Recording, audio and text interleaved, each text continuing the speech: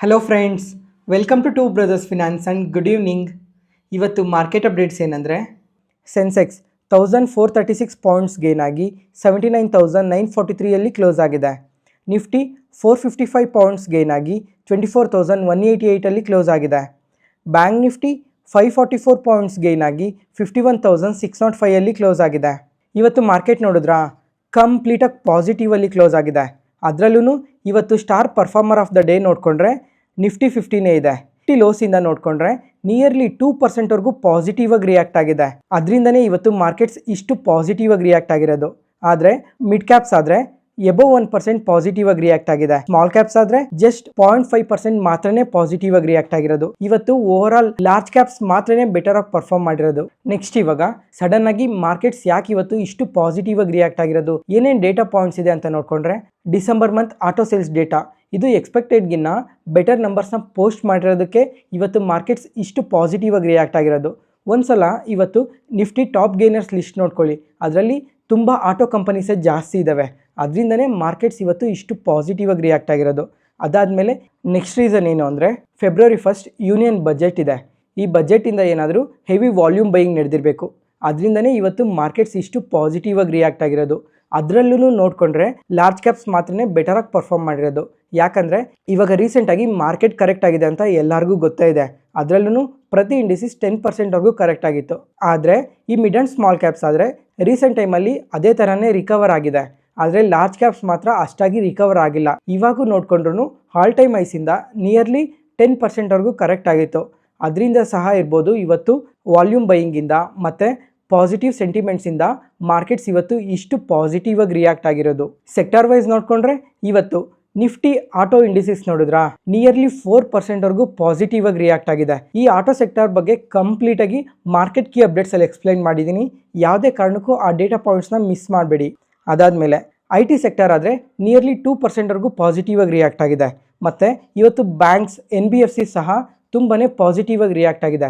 ಯಾಕಂದರೆ Q3 business ಅಪ್ಡೇಟಿಂದ ತುಂಬಾ positive ಆಗಿ ರಿಯಾಕ್ಟ್ ಆಗಿದ್ದಾವೆ. ಅದಾದಮೇಲೆ ಇವಾಗಿಂದ ಮಾರ್ಕೆಟ್ಸ್ ಇದೇ ಥರ ಪಾಸಿಟಿವ್ ಆಗಿ ರಿಯಾಕ್ಟ್ ಆಗುತ್ತಾ ಇಲ್ವಾ, ಅಥವಾ ಇನ್ನು ಏನೇನು ಡೇಟಾ ಪಾಯಿಂಟ್ಸ್ ಇದೆ ಕಮಿಂಗ್ ಟೈಮಲ್ಲಿ ಟ್ರ್ಯಾಕ್ ಮಾಡಬೇಕಾಗಿರೋ ಪ್ರತಿ ಡೇಟಾ ಪಾಯಿಂಟ್ನು ಇವಾಗ ಎಕ್ಸ್ಪ್ಲೈನ್ ಮಾಡ್ತೀನಿ, ಒಂದೊಂದಾಗಿ ನೋಡಿ.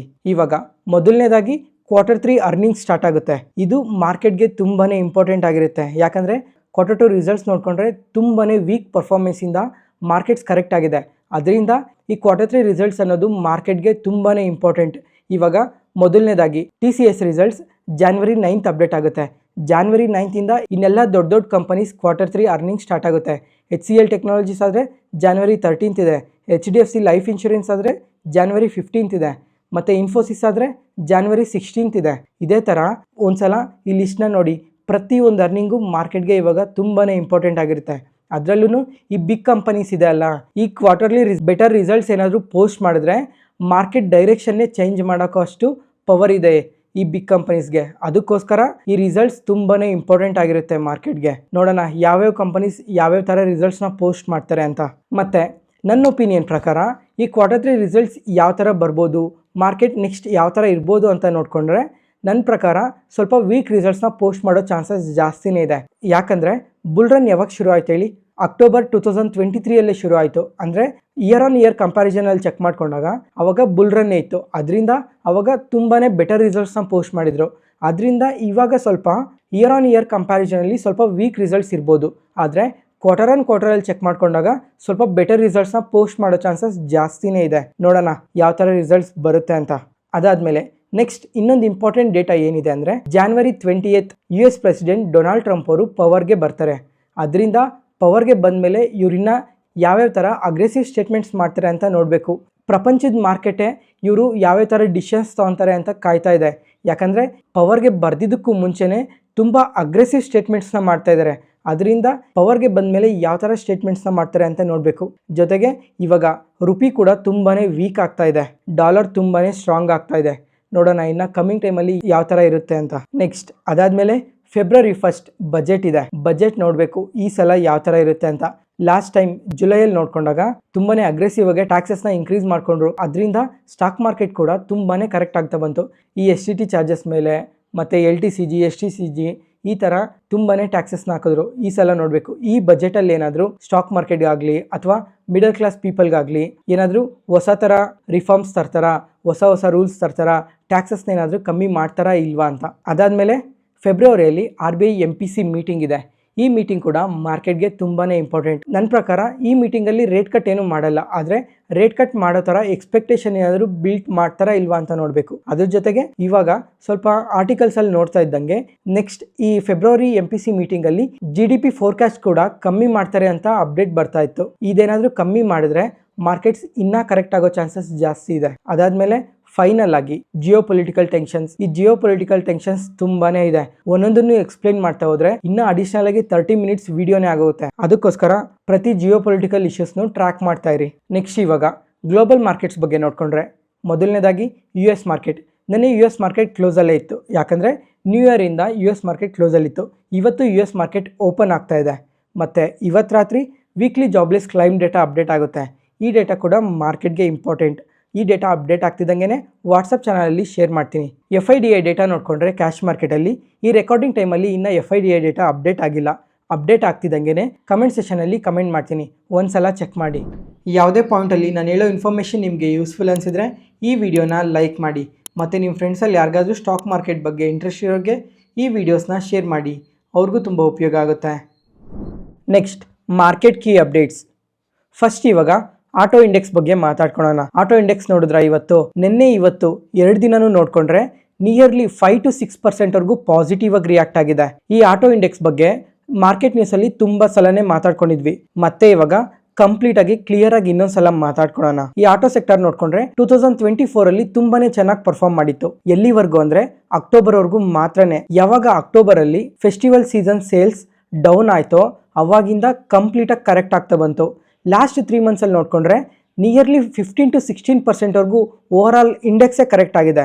ಪ್ರತಿ ಸ್ಟಾಕು ಇಂಡಿವಿಜುವಲ್ ಆಗಿ ನೋಡ್ಕೊಂಡ್ರು 10 to 15% ಪ್ರತಿ ಸ್ಟಾಕು ಕರೆಕ್ಟ್ ಆಗಿದೆ. ಬರೀ ಆಟೋ ಮ್ಯಾನುಫ್ಯಾಕ್ಚರರ್ಸ್ ಮಾತ್ರನೇ ಅಲ್ಲ, ಕಾಂಪೋನೆಂಟ್ಸ್ ಮ್ಯಾನುಫ್ಯಾಕ್ಚರರ್ಸ್ ಕೂಡ ತುಂಬಾನೇ ಕರೆಕ್ಟ್ ಆಗಿದೆ.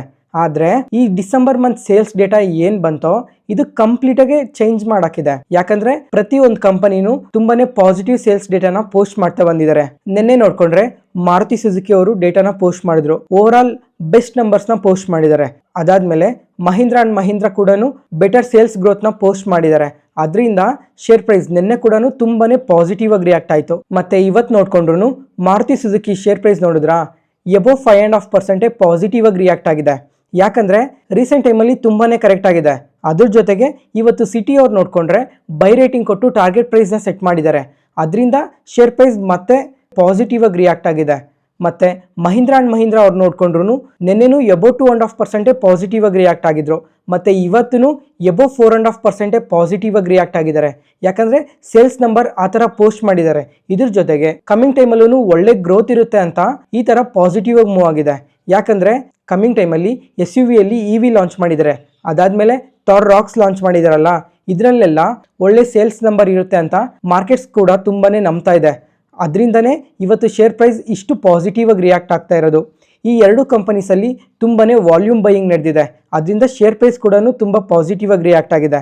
ಅದಾದಮೇಲೆ ಇವತ್ತು ನಮ್ಮ ಮಾರ್ಕೆಟ್ ಟೈಮಲ್ಲಿ ಅಶೋಕ ಲೇಲ್ಯಾಂಡ್ ಈ ಕಂಪನಿ ಸಹ ಅವರು ಸೇಲ್ಸ್ ಡೇಟಾನ ಪೋಸ್ಟ್ ಮಾಡಿದ್ದಾರೆ. ಲೈಟ್ ವೆಯ್ಟೆಡ್ ಕಮರ್ಷಿಯಲ್ ವೆಹಿಕಲ್ಸ್ ಅಲ್ಲಿ ಮತ್ತೆ ಹೆವಿ ವೆಯ್ಟ್ ಕಮರ್ಷಿಯಲ್ ವೆಹಿಕಲ್ಸ್ ಅಲ್ಲೂ ಇಯರ್ ಆನ್ ಇಯರ್ ಅಲ್ಲಿ 8% ಗ್ರೋತ್ ಇದೆ. ಮತ್ತೆ ಓವರ್ ಆಲ್ ಸೇಲ್ಸ್ ನೋಡ್ಕೊಂಡ್ರೆ 5% ಗ್ರೋತ್ ಇದೆ. ಅದರಿಂದ ಶೇರ್ ಪ್ರೈಸ್ ಕೂಡ ತುಂಬಾನೇ ಪಾಸಿಟಿವ್ ಆಗಿ ರಿಯಾಕ್ಟ್ ಆಗಿದೆ, ನಿಯರ್ಲಿ 5% ಅಷ್ಟು. ಮತ್ತೆ ನಮ್ಮ ಮಾರ್ಕೆಟ್ ಟೈಮಲ್ಲಿ ಇನ್ನೊಂದು ಕಂಪನಿ ಸಹ ಸೇಲ್ಸ್ ಡೇಟಾನ ಪೋಸ್ಟ್ ಮಾಡಿದ್ದಾರೆ, ಅದೇ ಐಶರ್ ಮೋಟರ್ಸ್. ಇವರಾದ್ರೆ ಗುಡ್ ಸೇಲ್ಸ್ ಡೇಟಾನ ಪೋಸ್ಟ್ ಮಾಡಿದ್ದಾರೆ. ಅದರಲ್ಲೂ ನೋಡ್ಕೊಂಡ್ರೆ ಈ ರಾಯಲ್ ಎನ್ಫೀಲ್ಡ್ ಬೈಕ್ ಇದೆ ಅಲ್ಲ, ಇದರಲ್ಲಿ ನೋಡ್ಕೊಂಡ್ರೆ 25% ಇಯರ್ ಆನ್ ಇಯರ್ ಕಂಪ್ಯಾರಿಸನ್ ಅಲ್ಲಿ ಸೇಲ್ಸ್ ಗ್ರೋತ್ ಇದೆ. ಅದರಿಂದನೇ ಶೇರ್ ಪ್ರೈಸ್ ಇಷ್ಟು ಪಾಸಿಟಿವ್ ಆಗಿ ರಿಯಾಕ್ಟ್ ಆಗಿರೋದು. ಇದ್ರ ಜೊತೆಗೆ ಡೊಮೆಸ್ಟಿಕ್ ಸೇಲ್ಸ್ ನೋಡ್ಕೊಂಡ್ರೆ 19% ಗ್ರೋತ್ ಇದೆ ಇಯರ್ ಆನ್ ಇಯರ್ ಅಲ್ಲಿ. ಮತ್ತೆ ಓವರ್ ಆಲ್ ಈ ತರ ಪಾಸಿಟಿವ್ ಡೇಟಾನ ಪೋಸ್ಟ್ ಮಾಡಿರೋದಕ್ಕೆ ಶೇರ್ ಪ್ರೈಸ್ ಇವತ್ತು ನಿಯರ್ಲಿ 8% ವರೆಗೂ ಪಾಸಿಟಿವ್ ಆಗಿ ರಿಯಾಕ್ಟ್ ಆಗಿರೋದು. ಮತ್ತೆ ನಮ್ಮ ಮಾರ್ಕೆಟ್ ಟೈಮಲ್ಲೇನೆ TVS ಮೋಟರ್ಸ್ ಕೂಡ ಡಿಸೆಂಬರ್ ಮಂತ್ ಸೇಲ್ಸ್ ಡೇಟಾನ ಪೋಸ್ಟ್ ಮಾಡಿದ್ರು. ಆ ಟೈಮಲ್ಲಿ ನೋಡ್ಕೊಂಡ್ರೆ ನಿಯರ್ಲಿ 120 ಆ ಟೈಮಲ್ಲಿ ಈ ಸೇಲ್ಸ್ ಡೇಟಾನ ಪೋಸ್ಟ್ ಮಾಡಿದ್ರು. ಅವಾಗ ಶೇರ್ ಪ್ರೈಸ್ ಸಡನ್ ಆಗಿ ಕರೆಕ್ಟ್ ಆಗೋಯ್ತು.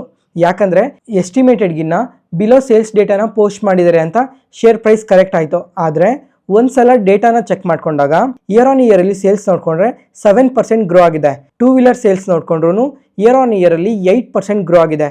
ಓವರ್ ಆಲ್ ನಂಬರ್ಸ್ ಬೆಟರ್ ಆಗಿ ಪೋಸ್ಟ್ ಮಾಡಿದ್ದಾರೆ ಅಂತ ಆ ಫಾಲ್ ಆದ್ಮೇಲೂ ಕೂಡ ಶೇರ್ ಪ್ರೈಸ್ ಮತ್ತೆ ಪಾಸಿಟಿವ್ ಆಗಿ ರಿಯಾಕ್ಟ್ ಆಗ್ತಾ ಬಂದು ನಿಯರ್ಲಿ 4% ವರೆಗೂ ಪಾಸಿಟಿವ್ ಆಗಿ ರಿಯಾಕ್ಟ್ ಆಗಿದೆ. ಇದಾದ್ಮೇಲೆ ಹೊಂಡೈ ಮೋಟಾರ್ಸ್ ಅವರು ಸೇಲ್ಸ್ ಡೇಟಾ ಬಗ್ಗೆ ನಿನ್ನೆನೆ ಮಾತಾಡ್ಕೊಂಡಿದ್ವಿ. ಇವರು ಎಕ್ಸ್ಪೆಕ್ಟೆಡ್ ಗಿನ್ನ ಬಿಲೋ ಸೇಲ್ಸ್ ಡೇಟಾನ ಪೋಸ್ಟ್ ಮಾಡಿದ್ದಾರೆ ಅಂತ. ಆದ್ರೆ ಒಂದು ಇಂಟ್ರೆಸ್ಟಿಂಗ್ ಸ್ಟೇಟ್ಮೆಂಟ್ ಮಾಡಿದ್ದಾರೆ ಅಂತ ನಿನ್ನೆನೆ ಹೇಳಿದೆ. ಕ್ರೆಟಾದಲ್ಲಿ ಇವಿ ಕಾರ್ನ ಲಾಂಚ್ ಮಾಡ್ತೀವಿ ಅಂತ ಹೇಳಿದ್ರು. ಮತ್ತೆ ಇವತ್ತು ಇನ್ನೊಂದು ಅಪ್ಡೇಟ್ ಬಂದಿದೆ. ಈ ಇವಿ ಮಾಡೆಲ್ ಏನಿದೆ ಒಂದ್ಸಲ ಚಾರ್ಜ್ ಮಾಡಿದ್ರೆ ನಿಯರ್ಲಿ 473 ಕಿಲೋಮೀಟರ್ಸ್ ರನ್ ಆಗುತ್ತೆ ಅಂತ ಅಪ್ಡೇಟ್ ಮಾಡಿದ್ದಾರೆ. ಇದೊಂದು ತುಂಬಾನೇ ಪಾಸಿಟಿವ್ ಸ್ಟೇಟ್ಮೆಂಟ್ಸ್. ನೋಡೋಣ ಕಮಿಂಗ್ ಟೈಮಲ್ಲಿ ಇನ್ನ ಏನೇನು ಅಪ್ಡೇಟ್ಸ್ ಬರುತ್ತೆ ಅಂತ. ಓವರ್ ಆಲ್ ಇಂದಿನ ವರ್ಷ 2024 ಅಲ್ಲಿ ಎಷ್ಟು ಆಟೋ ಸೇಲ್ಸ್ ವಾಲ್ಯೂಮ್ ನಡೆದಿದೆ ಅಂತ ನೋಡ್ಕೊಂಡ್ರೆ over all 43 lac sales volume ನಡೆದಿದೆ. ಇದು ತುಂಬಾನೇ ಬೆಟರ್ ನಂಬರ್ಸ್. ಅದು ಬರೀ ಆಟೋದಲ್ಲಿ ಮಾತ್ರನೇ, ಬೇರೆ ವೆಹಿಕಲ್ಸ್ ಅಲ್ಲ. Over all year on year ಅಲ್ಲಿ ಬೆಟರ್ ನಂಬರ್ಸ್ನ ಪೋಸ್ಟ್ ಮಾಡ್ತಾ ಇದ್ದಾರೆ. ಮತ್ತೆ ಕಮಿಂಗ್ ಟೈಮಲ್ಲೂ ಇದೇ ತರ ಗ್ರೋತ್ ಇರುತ್ತಾ ಇರಲ್ವಾ ಅಂತ ನೋಡ್ಕೊಂಡ್ರೆ, ಒಂದು ಇನ್ಫ್ಲೇಷನ್ ಕಮ್ಮಿ ಆಗಿ ಕನ್ಸ್ಯೂಮರ್ ಸ್ಪೆಂಡಿಂಗ್ ಏನಾದರೂ ಇದೇ ತರ ಜಾಸ್ತಿ ಆಗ್ತಾ ಬಂದ್ರೆ ಕಾರ್ ಸೇಲ್ಸ್ ಅಲ್ಲೂ ಒಳ್ಳೆ ನಂಬರ್ಸ್ ನ ಎಕ್ಸ್ಪೆಕ್ಟ್ ಮಾಡಬಹುದು. ಅದಾದ್ಮೇಲೆ ಇವಾಗ ನೆಕ್ಸ್ಟ್ ಮಂತ್ ಅಲ್ಲಿ ಬಜೆಟ್ ಇದೆ. ಈ ಬಜೆಟ್ ಅಲ್ಲಿ ಏನಾದ್ರು ಇವಿ ರಿಲೇಟೆಡ್ ಆಗಿ ಏನಾದ್ರು ಪಾಸಿಟಿವ್ ಸ್ಟೇಟ್ಮೆಂಟ್ಸ್ ನ ಮಾಡಿದ್ರೆ ಆಟೋ ಇಂಡೆಕ್ಸ್ ಅಲ್ಲಿ ಇನ್ನ ಸ್ವಲ್ಪ ಪಾಸಿಟಿವ್ ರ್ಯಾಲಿನ ಎಕ್ಸ್ಪೆಕ್ಟ್ ಮಾಡಬಹುದು. ಓವರ್ ಆಲ್ ಸ್ಪೆಂಡಿಂಗ್ ಏನಾದ್ರು ಕಮ್ಮಿ ಆದ್ರೆ ಆಟೋ ಸೆಕ್ಟರ್ ಮೇಲೆ ತುಂಬಾನೇ ಎಫೆಕ್ಟ್ ಕಾಣಿಸುತ್ತೆ. ಸ್ಪೆಂಡಿಂಗ್ ಏನಾದ್ರು ಮಂತ್ ಆನ್ ಮಂತ್ ಅಲ್ಲಿ ಕ್ವಾರ್ಟರ್ ಆನ್ ಕ್ವಾರ್ಟರ್ ಅಲ್ಲಿ ಇನ್ಕ್ರೀಸ್ ಆಗ್ತಾ ಹೋದ್ರೆ ಆಟೋ ಸೆಕ್ಟರ್ಗೆ ತುಂಬಾನೇ ಬೆನಿಫಿಟ್ ಆಗುತ್ತೆ. ಇದೊಂದು ಡೇಟಾ ಪಾಯಿಂಟ್ ನ ಕರೆಕ್ಟ್ ಆಗಿ ನೆನ್ಪಿಟ್ಕೊಳ್ಳಿ. ಅದಾದ್ಮೇಲೆ ಕಾಮರ್ಸ್ ಮಿನಿಸ್ಟರ್ ಆದ ಪಿಯೂಷ್ ಗೋಯಲ್ ಅವರು ಇವತ್ತೊಂದು ಸ್ಟೇಟ್ಮೆಂಟ್ ಮಾಡಿದ್ದಾರೆ. ಏನಂತ ಅಂದರೆ Jan 3 ಅಂದರೆ ನಾಳೆ ಒಂದು ಮೀಟಿಂಗ್ ಇರುತ್ತೆ. ಈ ಮೀಟಿಂಗಲ್ಲಿ ನಮ್ಮ ಇಂಡಿಯಾದಲ್ಲಿರೋ ಎಲ್ಲ ಇವಿ ಪ್ಲೇಯರ್ಸ್ನ ಕರೆದು ಇವಿ ಚಾರ್ಜಿಂಗ್ ಸ್ಟೇಷನ್ಸ್ ಯಾವ ಥರ ಡೆವಲಪ್ ಆಗ್ತಾ ಇದೆ, ಇನ್ನು ಎಷ್ಟು ಡೆವಲಪ್ ಮಾಡಬೇಕು ಅಂತ ಇವಿ ಚಾರ್ಜಿಂಗ್ ಸ್ಟೇಷನ್ಸ್ ಬಗ್ಗೆ ಎಲ್ಲ ಕಂಪ್ಲೀಟಾಗಿ ಮಾತಾಡ್ತೀವಿ ಅಂತ ಅಪ್ಡೇಟ್ ಮಾಡಿದ್ದಾರೆ. ಈ ಮೀಟಿಂಗ್ ನಾಳೆ ಇರುತ್ತೆ. ನೋಡೋಣ ನಾಳೆ ಇನ್ನೂ ಏನಾದರೂ ಹೊಸ ಅಪ್ಡೇಟ್ಸ್ ಬರುತ್ತಾ ಅಂತ. ಅದಾದಮೇಲೆ ಈ 2025 ಅಲ್ಲಿ IPOs ಲಿಸ್ಟ್ ನೋಡಿಕೊಂಡ್ರೆ ತುಂಬಾ ದೊಡ್ಡದಾಗಿದೆ. ಅದರಲ್ಲಿ ಮೇನ್ ಬೋರ್ಡ್ IPOಸು, SME IPOಸು, ಇದ್ರ ಜೊತೆಗೆ ಇವಾಗ ಏನು ಸ್ಟಾರ್ಟಪ್ಸ್ ಇದೆ ಈ ಸ್ಟಾರ್ಟಪ್ಸ್ ಕೂಡ ಮಾರ್ಕೆಟಲ್ಲಿ ಲಿಸ್ಟ್ ಆಗುತ್ತೆ ಅಂತ ಅಪ್ಡೇಟ್ ಮಾಡಿದ್ದಾರೆ. ಈ ಸ್ಟಾರ್ಟಪ್ಸಲ್ಲಿ ನೋಡಿಕೊಂಡ್ರೆ ಈ ನಿಯರ್ಲಿ 25 IPOs ಮಾರ್ಕೆಟಲ್ಲಿ ಲಿಸ್ಟ್ ಆಗುತ್ತೆ. ಅದರಲ್ಲಿ ನೋಡಿಕೊಂಡ್ರೆ ಏಥರ್ ಎನರ್ಜಿ ಒಂದು, ಇವರಾಗಲೇ DRHPನ ಫೈಲ್ ಮಾಡಿದ್ದಾರೆ. ಅದಾದಮೇಲೆ ಇನ್ನು ಯಾವ ಕಂಪ್ನಿ ಕಾಣ್ತಾ ಇದೆ ಅಂದರೆ ಬೋಟ್ ಇದೆ ನೋಡಿ, ಬ್ಲೂ ಸ್ಟೋನ್ ಇದೆ, ಕಾರ್ದೇಕೋ ಇದೆ, ಮತ್ತೆ ಜೆಪ್ಟೋನು ಇದೆ. ಇದು ಕ್ವಿಕ್ ಕಾಮರ್ಸ್ ಸೆಗ್ಮೆಂಟಲ್ಲಿ ವರ್ಕ್ ಮಾಡ್ತಾರೆ. ಈ ಥರ 25 ಸ್ಟಾರ್ಟಪ್ಸ್ ಈ 2025 ಅಲ್ಲಿ ಮಾರ್ಕೆಟ್ಗೆ ಲಿಸ್ಟ್ ಆಗುತ್ತೆ. ಇದ್ರ ಜೊತೆಗೆ ಮೇನ್ ಬೋರ್ಡ್ IPOs ನೋಡಿಕೊಂಡ್ರೆ ಈ ಜನವರಿಯಲ್ಲೇ ಇವಾಗ 3 IPOs ಮಾರ್ಕೆಟಲ್ಲಿ ಓಪನ್ ಆಗುತ್ತೆ ನೆಕ್ಸ್ಟ್ ವೀಕಲ್ಲಿ. ನೋಡೋಣ ಈ ಇಯರಲ್ಲಿ ಇನ್ನೂ ಎಷ್ಟು IPOs ಬರುತ್ತೆ ಅಂತ. ಲಾಸ್ಟ್ ಇಯರ್ ರೆಕಾರ್ಡ್ನ ಬ್ರೇಕ್ ಮಾಡ್ತಾರಾ ಇಲ್ವಾ ಅಂತ ಸಹ ನೋಡೋಣ. ಯಾವುದೇ ಪಾಯಿಂಟಲ್ಲಿ ನಿಮ್ಮ ಫಿನಾನ್ಷಿಯಲ್ ಜರ್ನಿಯಲ್ಲಿ ನಾನು ಹೇಳೋ ಇನ್ಫಾರ್ಮೇಷನ್ ಯೂಸ್ಫುಲ್ ಅನಿಸಿದ್ರೆ ಈ ವಿಡಿಯೋನ ಲೈಕ್ ಮಾಡಿ. ಮತ್ತು ನಿಮ್ಮ ಫ್ರೆಂಡ್ಸಲ್ಲಿ ಯಾರಿಗಾದ್ರೂ ಸ್ಟಾಕ್ ಮಾರ್ಕೆಟ್ ಬಗ್ಗೆ ಇಂಟ್ರೆಸ್ಟ್ ಇರೋರಿಗೆ ಈ ವಿಡಿಯೋಸ್ನ ಶೇರ್ ಮಾಡಿ. Next DCX systems. ಈ ಕಂಪನಿ ಮಾರ್ಕೆಟ್ ಓಪನಿಂಗ್ ಟೈಮಲ್ಲೇ ತುಂಬ ಪಾಸಿಟಿವ್ ಆಗಿ ರಿಯಾಕ್ಟ್ ಆಗಿದೆ. ಯಾಕಂದರೆ ಇಸ್ರೇಲಿಂದ 19 crores ವರ್ತ್ ಆರ್ಡರ್ ಬಂದಿದೆ. ಈ ಆರ್ಡರಲ್ಲಿ ಬ್ಯಾಕ್ಪ್ಲೈನ್ಸ್ ಮಾಡ್ಯೂಲ್ಸ್ನ ಮ್ಯಾನುಫ್ಯಾಕ್ಚರ್ ಮಾಡಿ ಸಪ್ಲೈ ಮಾಡೋದಕ್ಕೆ ಅಂತ ಅಪ್ಡೇಟ್ ಮಾಡಿದ್ದಾರೆ. ಮತ್ತು ಇದ್ರ ಜೊತೆಗೆ ನಿನ್ನೆ ನಮ್ಮ ಮಾರ್ಕೆಟ್ ಟೈಮಲ್ಲೇ ಡಿಫೆನ್ಸ್ ಮಿನಿಸ್ಟರ್ ಆದ ರಾಜನಾಥ್ ಸಿಂಗ್ ಅವರು ಡಿಫೆನ್ಸ್ ಬಗ್ಗೆ ತುಂಬಾ ಪಾಸಿಟಿವ್ ಸ್ಟೇಟ್ಮೆಂಟ್ಸ್ನ ಮಾಡಿದ್ದಾರೆ. ಈ ಇಯರ್ 2025 ಡಿಫೆನ್ಸ್ ಬಗ್ಗೆ ಡಿಫೆನ್ಸಲ್ಲಿ ಹೊಸ ರಿಫಾರ್ಮ್ಸ್ ತರ್ತೀವಿ ಅಂತ ಪಾಸಿಟಿವ್ ಸ್ಟೇಟ್ಮೆಂಟ್ಸ್ ಮಾಡಿದ್ದಾರೆ. ಇದರಿಂದ ನಮ್ಮ ಇಂಡಿಯಾದಲ್ಲಿರೋ ಡಿಫೆನ್ಸ್ ಕಂಪನೀಸ್ಗೆಲ್ಲ ತುಂಬಾ ಬೆನಿಫಿಟ್ ಆಗುತ್ತೆ. ಅದು ಪಬ್ಲಿಕ್ ಆಗಲಿ ಅಥವಾ ಪ್ರೈವೇಟ್ ಆಗಲಿ, ಎರಡೂ ಥರ ಕಂಪನೀಸ್ಗೆ ತುಂಬಾ ಬೆನಿಫಿಟ್ ಆಗುತ್ತೆ. ಯಾಕಂದರೆ ಈ ರಿಫಾರ್ಮ್ಸಲ್ಲಿ ಅಡ್ವಾನ್ಸ್ ವೆಪನ್ಸ್ನೆಲ್ಲ ಮ್ಯಾನುಫ್ಯಾಕ್ಚರ್ ಮಾಡಿ ಎಕ್ಸ್ಪೋರ್ಟ್ ಮಾಡ್ತೀವಿ. ಈ ಎಕ್ಸ್ಪೋರ್ಟ್ ಮಾಡೋದ್ರಿಂದ ನಮ್ಮ ಇಂಡಿಯನ್ ಕಂಪನೀಸ್ಗೆ ತುಂಬಾ ಬೆನಿಫಿಟ್ ಆಗುತ್ತೆ ಅಂತ ಪಾಸಿಟಿವ್ ಸ್ಟೇಟ್ಮೆಂಟ್ಸ್ ಮಾಡಿದ್ದಾರೆ. ಮತ್ತು ಫ್ರೆಂಡ್ಸ್, ರೀಸೆಂಟ್ ಟೈಮಲ್ಲಿ ನೋಡ್ತಾ ಇದ್ದೀರಾ ಡಿಫೆನ್ಸ್ ಕಂಪನೀಸ್ ಎಲ್ಲ ಆಲ್ ಟೈಮ್ ಐಸಿಂದ ತುಂಬಾ ಕರೆಕ್ಟ್ ಆಗಿದ್ದಾವೆ. ಯಾವಾಗ ಅಂದರೆ ಲಾಸ್ಟ್ 3 months ಅಥವಾ 6 months ಅಲ್ಲಿ ನೋಡ್ಕೊಳ್ಳಿ ಒಂದ್ಸಲ ಡಿಫೆನ್ಸ್ ಸ್ಟಾಕ್ಸ್ ತುಂಬಾ ಪಾಸಿಟಿವ್ ಆಗಿ ರಿಯಾಕ್ಟ್ ಆಗಿದ್ವು. ಮತ್ತು ಅಲ್ಲಿಂದ ಶೇರ್ ಪ್ರೈಸ್ ಇವಾಗ ನೋಡಿಕೊಂಡ್ರೆ ತುಂಬಾ ಕರೆಕ್ಟ್ ಆಗಿದೆ. ಪ್ರತಿ ಡಿಫೆನ್ಸ್ ಕಂಪನಿ ನೋಡಿಕೊಂಡ್ರು ನಿಯರ್ಲಿ 30 to 40% ವರೆಗೂ ಕರೆಕ್ಟ್ ಆಗಿದೆ. ಜೊತೆಗೆ ಇವಾಗ ವ್ಯಾಲ್ಯೂಷನ್ ಪ್ರಕಾರ ನೋಡಿಕೊಂಡ್ರು ಸ್ವಲ್ಪ ಚೆನ್ನಾಗೇ ಇದೆ. ಅಂಡರ್ ವ್ಯಾಲ್ಯೂಲ್ಲಿ ಇದೆ ಅಂತ ಹೇಳ್ತಾ ಇಲ್ಲ, ವ್ಯಾಲ್ಯೂಷನ್ ಸ್ವಲ್ಪ ಎಕ್ಸ್ಪೆನ್ಸಿವ್ ಅಲ್ಲಿದ್ರೂ ಕಂಪನೀಸ್ ಬೆಟರ್ ಆಗಿದೆ ಇವಾಗ. ಅದಕ್ಕೋಸ್ಕರ ಯಾವ ಕಂಪನೀಸ್ ಬಿಸ್ನೆಸ್ ಚೆನ್ನಾಗಿದೆ, ಕಮಿಂಗ್ ಟೈಮಲ್ಲಿ ಯಾವ ಕಂಪನೀಸ್ ಗ್ರೋ ಆಗೋ ಚಾನ್ಸಸ್ ಜಾಸ್ತಿ ಇದೆ ಅಂತ ಟೈಮ್ ಟು ಟೈಮ್ ಅನಾಲಿಸಿಸ್ ಮಾಡಿ ಇನ್ವೆಸ್ಟ್ ಮಾಡಿ. ಇದ್ರ ಜೊತೆಗೆ ಇವತ್ತು ಜೆಫ್ರೀಸ್ ಅವರಾದರೆ HAL ಹಿಂದೂಸ್ತಾನ್ ಏರೋನಾಟಿಕ್ಸ್ ಕಂಪನಿಗೆ ಬೈ ರೇಟಿಂಗ್ ಕೊಟ್ಟು ಟಾರ್ಗೆಟ್ ಪ್ರೈಸ್ 5550 per share ಅಂತ ಅಪ್ಡೇಟ್ ಮಾಡಿದ್ದಾರೆ. ಅಂದರೆ ಕರೆಂಟ್ ಮಾರ್ಕೆಟ್ ಪ್ರೈಸಿಂದ ನೋಡಿಕೊಂಡ್ರೆ 32% ಅಪ್ಸೈಡ್ ಪೊಟೆನ್ಷಿಯಲ್ ಇದೆ ಅಂತ ಹೇಳಿದ್ದಾರೆ. ಮತ್ತು ಫ್ರೆಂಡ್ಸ್ ಇದೊಂದೇ ಕಂಪನಿ ಅಂತ ಅಲ್ಲ, ಇನ್ನು ಡಿಫೆನ್ಸ್ ಸೆಗ್ಮೆಂಟಲ್ಲಿ ಯಾವ್ಯಾವ ಕಂಪನೀಸ್ ವರ್ಕ್ ಮಾಡ್ತಾ ಇದ್ದಾವೆ ಒಂದು ಸಲ ಟೈಮ್ ಟು ಟೈಮ್ ಅನಾಲಿಸಿಸ್ ಮಾಡಿ, ಯಾರು ಯಾವ ಬಿಸ್ನೆಸ್ ಮಾಡ್ತಾರೆ, ಯಾವ ಥರ ಆರ್ಡರ್ಸ್ ಬಂದರೆ ಯಾರಿಗೆ ಬೆನಿಫಿಟ್ ಆಗುತ್ತೆ ಅಂತ ಅನಾಲಿಸಿಸ್ ಮಾಡಿ.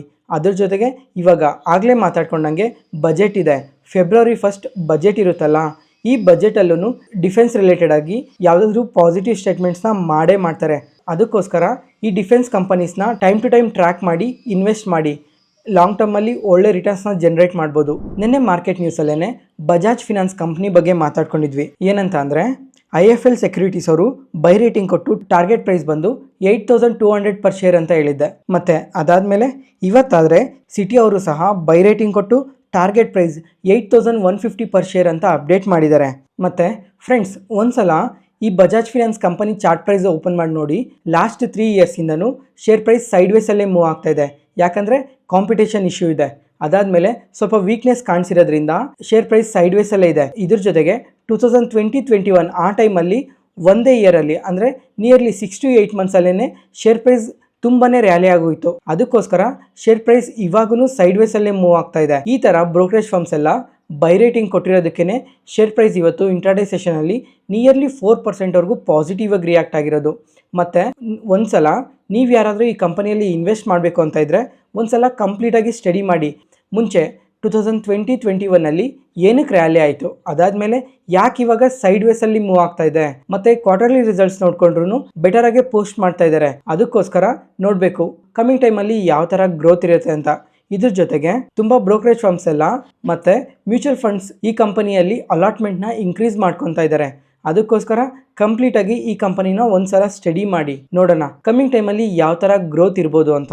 ಗೋವಾ ಕಾರ್ಬನ್ ಈ ಕಂಪನಿ ಆದರೆ ಮಾರ್ಕೆಟ್ ಓಪನಿಂಗ್ ಟೈಮಲ್ಲೇ ತುಂಬ ಪಾಸಿಟಿವ್ ಆಗಿ ರಿಯಾಕ್ಟ್ ಆಗಿದೆ. ಮತ್ತು ಬಿಸ್ನೆಸ್ ಬಗ್ಗೆ ಯಾರಿಗಾದ್ರೂ ಐಡಿಯಾ ಇಲ್ಲ ಅಂದರೆ ಫಸ್ಟ್ ಇವಾಗ ಬಿಸ್ನೆಸ್ ಬಗ್ಗೆ ಎಕ್ಸ್ಪ್ಲೈನ್ ಮಾಡ್ತೀನಿ. ಮತ್ತು ಅದಾದಮೇಲೆ ಇವತ್ತು ಏನಕ್ಕೆ ಬೆಳೆದಿದೆ ಅಂತ ರೀಸನ್ನ ಸಹ ಹೇಳ್ತೀನಿ. ಫಸ್ಟ್ ಇವಾಗ ಕಂಪನಿ ಬಿಸ್ನೆಸ್ ಏನಂದರೆ CPC ಅಂದರೆ ಕ್ಯಾಲ್ಸಿನೇಟ್ ಪೆಟ್ರೋಲಿಯಂ ಕೋಕ್ನ ಮ್ಯಾನುಫ್ಯಾಕ್ಚರ್ ಮಾಡ್ತಾರೆ. ಇಂಡಿಯಾದಲ್ಲಿ ತುಂಬ ಕಮ್ಮಿ ಕಂಪನೀಸ್ ಈ ಥರ CPCನ ಮ್ಯಾನುಫ್ಯಾಕ್ಚರ್ ಮಾಡೋದು. ಅದರಲ್ಲಿ ಇವರು CPCನ ಮ್ಯಾನುಫ್ಯಾಕ್ಚರ್ ಮಾಡ್ತಾರೆ. ಈ CPCನ ಎಲ್ಲಿ ಬಳಸ್ತಾರೆ ಅಂತ ನೋಡಿಕೊಂಡ್ರೆ ಒಂದು ಅಲ್ಯೂಮಿನಿಯಂ ಮತ್ತು ಸ್ಟೀಲ್ ಇಂಡಸ್ಟ್ರೀಸಲ್ಲಿ ತುಂಬಾ ಬಳಸ್ತಾರೆ ಇದನ್ನು. ಅದಕ್ಕೋಸ್ಕರನೇ ಇದಕ್ಕೆ ಗ್ಲೋಬಲ್ ಮಾರ್ಕೆಟ್ಸಲ್ಲಿ ನೋಡಿಕೊಂಡ್ರೂ ತುಂಬಾ ಸ್ಟ್ರಾಂಗ್ ಡಿಮ್ಯಾಂಡ್ ಇರುತ್ತೆ. ಇವಾಗ ಬಿಸ್ನೆಸ್ ಅರ್ಥ ಆಯ್ತಲ್ವ ಏನು ಅಂತ. ನೆಕ್ಸ್ಟ್ ಇವಾಗ ಯಾಕೆ ಇವತ್ತು ಮಾರ್ಕೆಟಲ್ಲಿ ಇಷ್ಟು ಪಾಸಿಟಿವ್ ಆಗಿ ರಿಯಾಕ್ಟ್ ಆಗಿದೆ ಅಂತ ನೋಡಿಕೊಂಡ್ರೆ ಇವ್ರಿಗೆ ಇಂಡಿಯಾದಲ್ಲಿ 2 ಮ್ಯಾನುಫ್ಯಾಕ್ಚರಿಂಗ್ ಫೆಸಿಲಿಟೀಸ್ ಇದೆ. ಒಂದು ಗೋವಾದಲ್ಲಿ ಈ ಮ್ಯಾನುಫ್ಯಾಕ್ಚರಿಂಗ್ ಫೆಸಿಲಿಟಿ ಆಪರೇಷನಲ್ಲಿದೆ, ಆದರೆ ಇನ್ನೊಂದು ಮ್ಯಾನುಫ್ಯಾಕ್ಚರಿಂಗ್ ಫೆಸಿಲಿಟಿ ಗುಜರಾತಲ್ಲಿದೆ. ಈ ಪ್ಲ್ಯಾಂಟಲ್ಲಿ ಆಪರೇಷನ್ಸ್ನ ಸ್ಟಾಪ್ ಮಾಡಿದರು, ಯಾಕಂದರೆ ಸ್ವಲ್ಪ ಮೇಂಟೆನೆನ್ಸ್ ವರ್ಕಿಂದ ಆಪರೇಷನ್ಸ್ನ ಸ್ಟಾಪ್ ಮಾಡಿದರು. ಆದರೆ ಇವಾಗ ಈ ಗುಜರಾತ್ ಪ್ಲ್ಯಾಂಟ್ ಏನಿದೆ ಈ ಪ್ಲ್ಯಾಂಟಲ್ಲೂ ಸಹ ಆಪರೇಷನ್ಸ್ನ ಕಂಟಿನ್ಯೂ ಮಾಡ್ತೀವಿ ಅಂತ ಸ್ಟೇಟ್ಮೆಂಟ್ಸ್ ಮಾಡಿದ್ದಾರೆ. ಅದರಿಂದನೇ ಇವತ್ತು ಶೇರ್ ಪ್ರೈಸ್ ಇಷ್ಟು ಪಾಸಿಟಿವ್ ಆಗಿ ರಿಯಾಕ್ಟ್ ಆಗಿರೋದು.